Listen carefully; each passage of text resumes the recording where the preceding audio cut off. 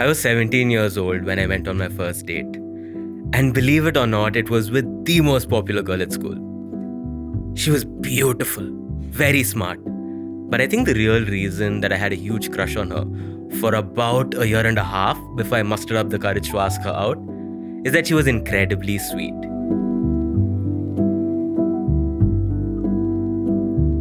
She was genuinely one of the nicest people I had ever met, and niceness was not a quality that I had commonly seen among 17-year-olds. A part of me still believes that the only reason she agreed to go out with me is because she was too nice to say no. It was the year 2009 and McDonald's had just opened their first joint in Chennai. At about 4 p.m. on a Friday afternoon, we walk in and I was trying really hard to not seem nervous, but my brand new Converse sneakers kept making that annoying squeaky noise against their freshly polished floor tiles.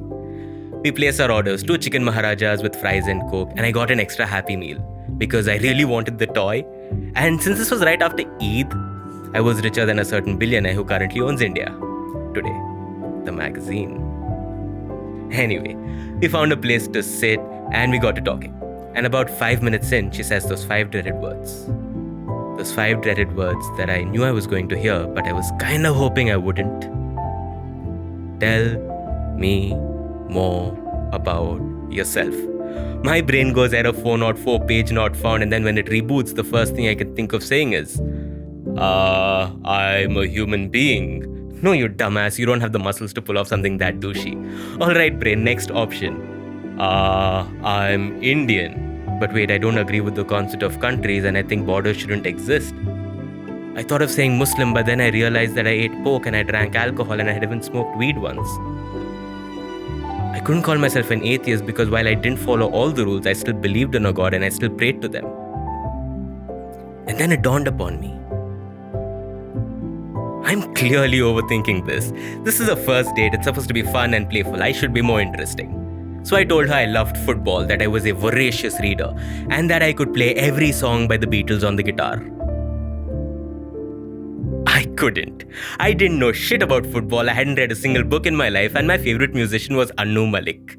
Luckily, I could build on these lies and the rest of the date went smoothly. We finished our food and we got an auto. And now I was on my way to drop her home. I was on my way to drop her home because that is what a gentleman does. And I had read 42 articles the previous night on how to behave on your first date. I dropped her home and then later that night I sent her a text saying, "Hey, I had a great time today." And she replied, "Hey, I had a great time too." And then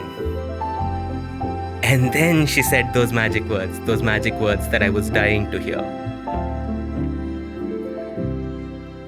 I'm glad you're not like other Muslims. You see, the school that I went to had one Muslim kid apart from me. My pet name amongst classmates was Osama. But guess who came up with that name? Me. Because if you make fun of yourself, then the others can't, right? The trick was to exhaust every terrorist joke before anybody else could make them. What happened when the Muslim comedian went on stage? He bombed. Why was the Muslim waiter sad? Because they cut his tip. Hilarious, I know.